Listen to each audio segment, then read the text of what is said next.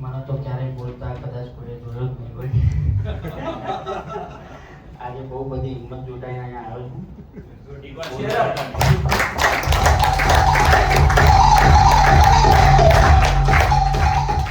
મારી જર્ની ઉડાન સાથેની હું અત્યારે તમને શેર કરું ને તો કદાચ તમને બહુ મોટો મને તો અત્યારે વિશ્વાસ નથી થતો કે હું જોડાયો કઈ રીતે. હું છે ને એક સ્ટેન્ડર્ડ પર લેવલ પર જઈ રહ્યો હતો, ઓકે જ હતો મારો બિઝનેસ ને બધું જ. કોરોના આવ્યો, ધડામથી પછડાયો, 68 લાખ રૂપીસ હું માઇનસ થઈ ગયો. અને એના પછી મારી સાથે ચાલવું, એની સાથે ચાલવું, આ દેવાની સાથે બહુ મુશ્કેલ હતું. મારી આની ઉડાનની ફીસ મારા ફ્રેન્ડ્સે ભરી હતી. અને મારા ફ્રેન્ડ્સને મેં વાત કરી, મને કે તારે જવું છે તો હું પે કરું છું અત્યારે, પછી જોઈ લઈશું. અને એને મને ફીસ આપી. 3 દિવસ કદાચ મારે થયા હતા ફી પે કરવા માટે. અને આમાં જોડાયો. મારું જે હું નીચે પડી ગયો ને એના પછી બિઝનેસને સ્ટાર્ટ કરવા માટે મેં બહુ મહેનત કરી, પણ ફંડ વગર અમારા બિઝનેસમાં આગળ વધવું બહુ મુશ્કેલ. કેમ કે ટંકી પ્રોજેક્ટ હોય, મારે ક્યાંકથી મટીરિયલ લાવવાનું હોય, એને બનાવીને આપવાનું હોય ને એના પછીથી અમને એ લોકો પે કરતા હોય છે.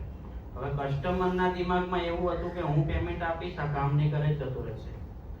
મને એવો ડર હતો હું કામ કરી દઈશ, મને પેમેન્ટ નહીં આપે. આ ડરના લીધે જ્યારે ફાઉન્ડેશનમાં સર સાથે પહેલી મીટિંગ હતી ને એના 6 મહિના અગાઉથી મારી જોડે રૂપિયાનું કામ હતું. સરે કદાચ 2 વખત મીટિંગમાં કીધું પણ છે.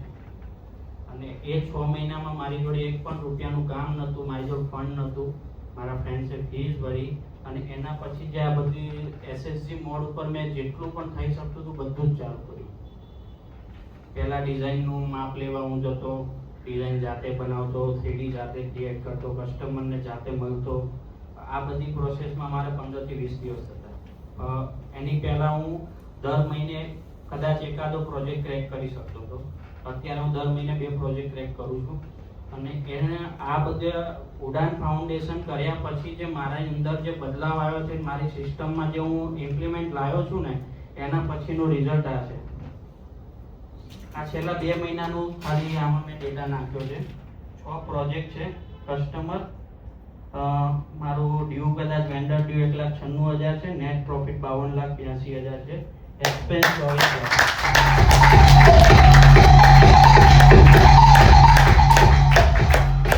ખાલી 3 મહિનાનો ડેટા નાખ્યો છે. અને 7મા મહિનાથી મેં આ એસએસજી મોડ ઉપર જ્યાંથી ક્લાયન્ટને મળવાનું ચાલુ કર્યું, મેં સરને એવું કીધું હતું, સર મારી જોડે ઓફિસ નથી, સારો ક્લાયન્ટ મારી જોડે આવે ને તો એ મારી પર ટ્રસ્ટ નથી કરતો કે હું આને 5 લાખ રૂપિયા એડવાન્સ કેવી રીતે આપું, અને મારી જોડે ફંડ નથી કે હું ઇન્વેસ્ટ કરીને કામ લઈ શકું. તો સરે મને એક નાનકડું ખાલી એક્ઝામ્પલ આપ્યું હતું કે તમે કોવર્કિંગ સ્પેસ લઈ લો તો ત્યાં તમને પ્રીમિયમનેસ મળશે, ક્લાયન્ટના ટ્રસ્ટ પણ બિલ્ડઅપ થશે. એ એક્ઝામ્પલથી મેં સરને કીધું, મેં સર પ્રીમિયમ જગ્યામાં પ્રીમિયમ પૈસા પણ થશે, મારી જોડે અત્યારે એટલું બી સગવડતા નથી. મને કે એક્ઝામ્પલ આપ્યું કે જો પ્રીમિયમનેસ તમે નહીં બતાવો તો ક્લાયન્ટ તમારા પર ટ્રસ્ટ નહીં કરે, કેમ કે તમારો બિઝનેસ છે કે એ વસ્તુને પ્રીમિયમ બનાવવાની છે. એમને મને ખાલી એક એક્ઝામ્પલ જ આપ્યો હતો કે આ હોટલ છે આઈટીસી, આપણે અહીં બેઠા છીએ, તમને અહીં કોણ પૂછવા આવ્યું કે તમે કેમ બેઠા છો? ખાલી એમનો એક એક્ઝામ્પલ હતો. અને મેં એસએસજી મોડ ઉપર ક્લાયન્ટને સીધા ત્યાં બોલાવવાનું ચાલુ કર્યું.